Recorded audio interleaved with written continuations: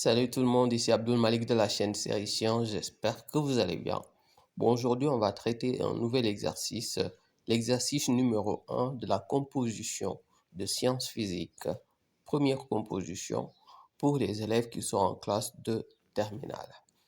Bon, sans plus tarder, on va faire la lecture de l'énoncé.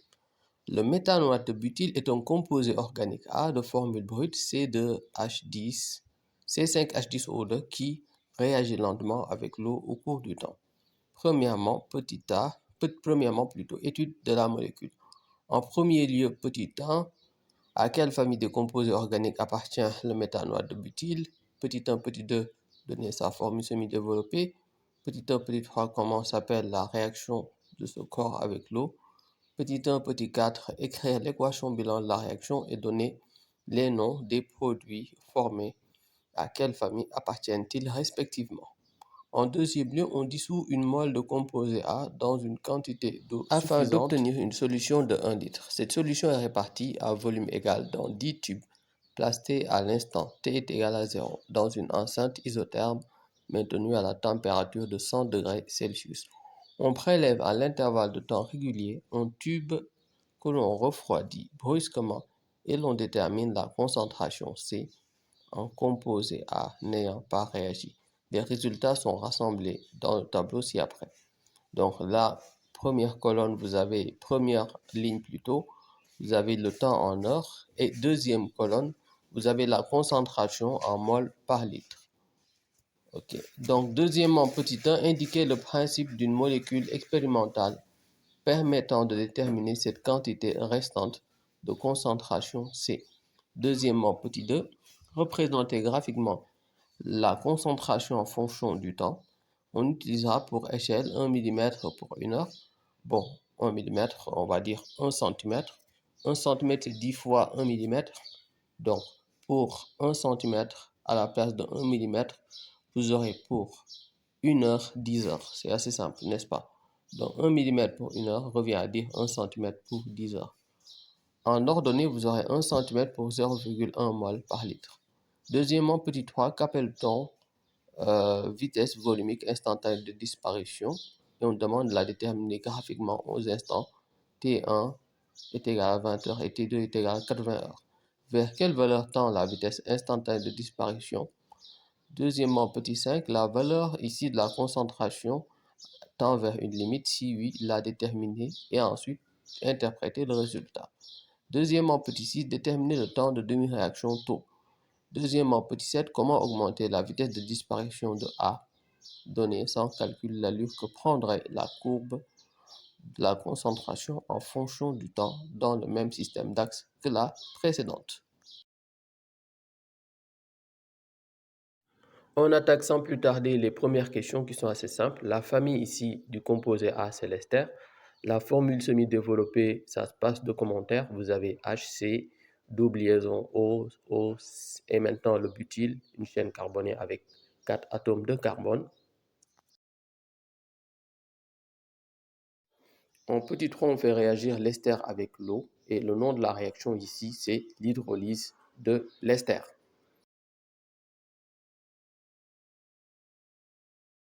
En petit 4, on pose l'équation bilan en fait et le nom des produits formés.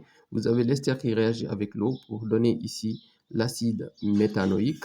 Ok. Et en deuxième lieu, euh, le butanol, le butanol, pour faire simple. Bon, en même temps, une petite explication. Vous avez vu la molécule d'eau, je l'ai dispatchée en OH et H. Donc, le groupement hydroxyle va venir ici, au niveau de la liaison entre le méthanoate et le butyl, là où vous avez un trait sur, ici, entre le carbone et l'oxygène. Je vais à ce niveau, pour ici, HC double liaison O, associer le groupement hydroxyle, et pour le reste, à savoir le butyl avec l'oxygène restant, je vais associer l'atome d'hydrogène restant, ce qui va donner le butane en rôle. Pour faire simple, voici ce qu'il faut maîtriser pour pouvoir mener à bien en fait l'équation bilan de cette réaction. Bon, pour la suite, je vais relire un tout petit peu l'énoncé. On va dissoudre une mole de composé A dans une quantité d'eau suffisante pour obtenir une solution de 1 litre. Cette solution va être répartie dans 10 tubes. Vous aurez toujours les 1 litre, mais dans 10 tubes. Et à la suite, en fait, on va les maintenir à une température de 100 degrés et on prélève ici par intervalle de temps régulier, ici, que l'on refroidit en fait brusquement et l'on détermine la concentration. Ici, c'est en fait un composé A n'ayant pas réagi. Les résultats sont rassemblés dans le tableau ci-après et on demande à ce niveau d'indiquer le principe d'une méthode expérimentale. On va utiliser une méthode ici et c'est celle qu'on va expliquer dans le petit 2 petit 1. Le principe en réalité en fait, c'est de déterminer à une date T en fait la concentration C de l'ester restant.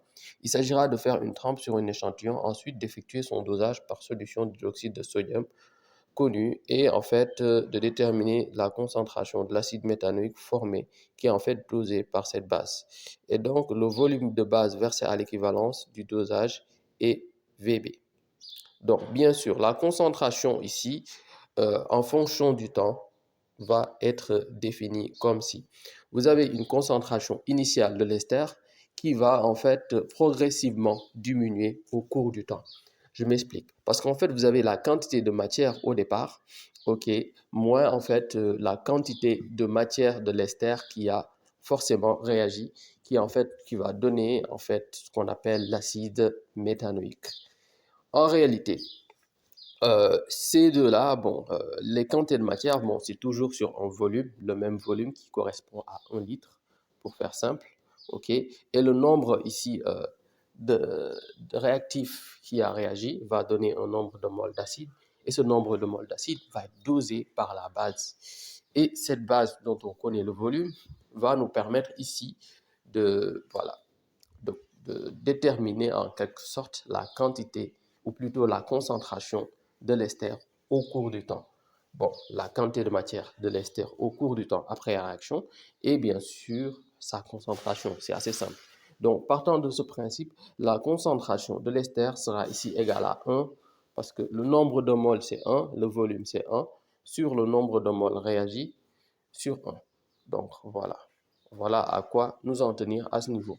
Ensuite, on doit tracer en deuxième lieu le tableau en prenant comme échelle ici les valeurs comme quoi en fait ici vous aurez 1 cm qui va correspondre à 0,1 mol par litre. C'est ce que j'ai représenté ici.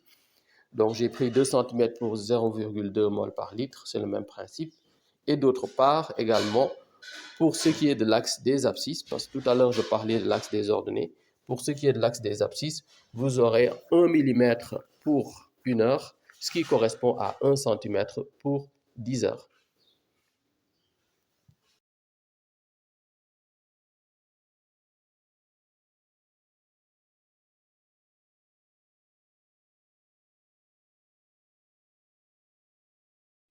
En deuxième lieu, petit 3, on nous demande de déterminer les vitesses instantanées volumiques de disparition au temps précisé. Mais tout d'abord, on nous demande de déterminer ici la définition. Et donc, la vitesse instantanée de disparition en temps défini est l'opposé en fait de la dérivée d'une quantité de matière du réactif par rapport au temps. Bon, bien sûr, comme il s'agit ici de concentration, le terme nombre de matière va être remplacé par la concentration. Donc ici, la vitesse instantanée de disparition en temps défini T1 est l'opposé de la dérivée du concentration du réactif N, C plutôt, par rapport au temps. Donc on va écrire sa formule, ce sera vitesse de disparition est égale à moins delta de A sur, en fait, D de A sur D de T. Voilà la formule en question qui définit également la vitesse instantanée de formation. Maintenant, on va déterminer les vitesses au temps 20 heures et 80 heures. Bon, si vous vous souvenez, j'avais déjà fait le schéma plus tôt, ok. Bon, maintenant, pour ce qui est de la vitesse instantanée, on va juste s'intéresser à un point. On va faire la projection ici par rapport en fait à la date sur en fait la courbe et on trace juste une tangente. C'est ça qu'il faut faire. Contrairement à la vitesse moyenne, il faudra 2 points. Maintenant, la suite est simple. Il s'agira en fait de tracer ici deux segments qui sont perpendiculaires qui joignent les deux extrémités de la tangente. Sur la verticale, vous aurez ici cette longueur, une longueur de 1,7 dans le cas de la vitesse sur 20 heures et 1,7 que je vais multiplier en fait avec ici l'échelle correspondante, à savoir 0,1 mol par litre.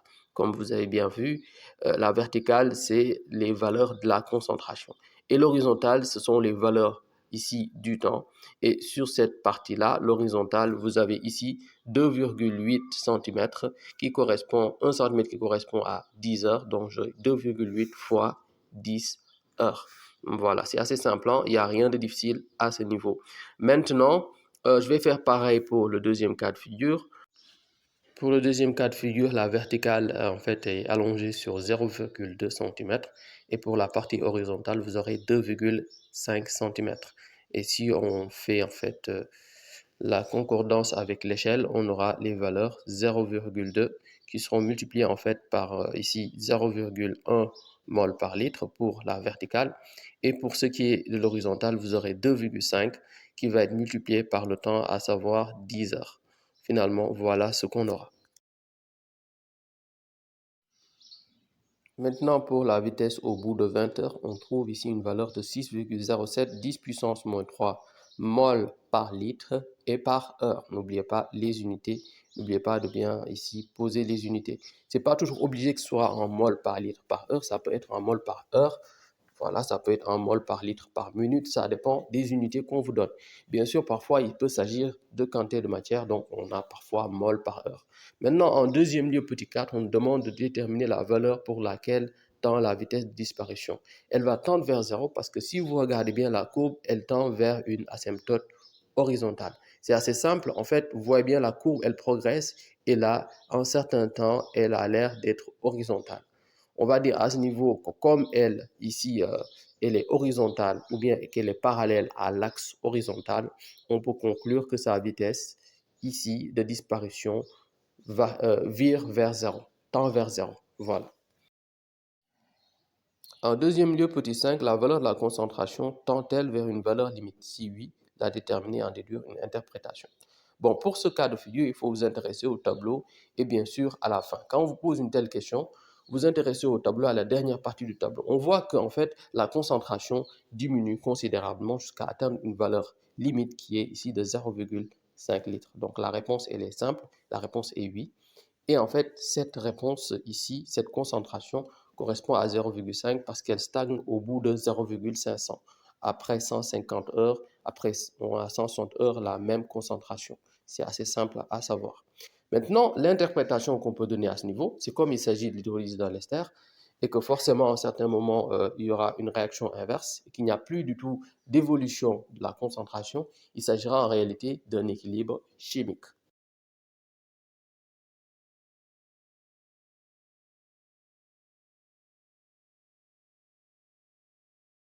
En deuxième lieu, petit 6, on va déterminer ici le temps de demi-réaction. Tout d'abord, vous devez connaître ce que c'est. C'est la durée nécessaire pour que la moitié ici du réactif limitant soit consommée.